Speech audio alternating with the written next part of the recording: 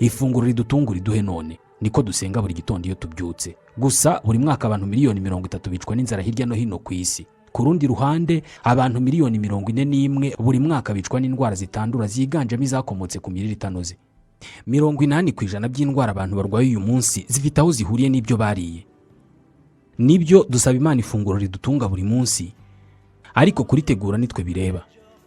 Iyi niyo mpamvu Madame Mukakayumba Anastasie, inzobere mu mirire no kuboneza imirire, kuva mu 2011 yatangiye ivuriro mboneza mirire rya mbere ryigenga mu Rwanda ritanga ubujyanama ku mirire.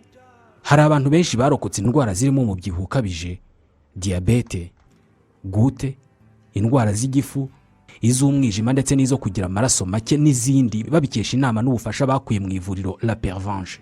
Ivuriro rikorera mu karere ka Kicukiro muri Imera House. Iri vuriro ubu ryafunguye ishami Rubavu imbere y'isoko ryambukiranya umupaka ku muhanda w'amabuye kuri Petite Barrière. Hamagara 07 88 60 60 46. Aba bakurangira aho wakura service, ibiribwa ndetse n'ibinyobwa byunganira imirire bya La Pervenche, harimo ku Kimironko muri magazin Wakanda iri ruhande rwa Marine Supermarket, i Nyarugenge muri downtown muri magazin Mac Diet mu muryango wa F48, i Musanze mu nyubako yo kwa Muyomba muri Health Target n'ahandi henshi mu gihugu.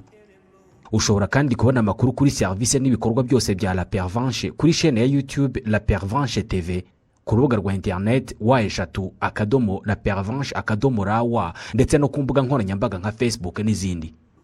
Muri La Pervenche, kuko ubona ufite ubuzima burushijeho kuba bwiza niyo ntego yacu.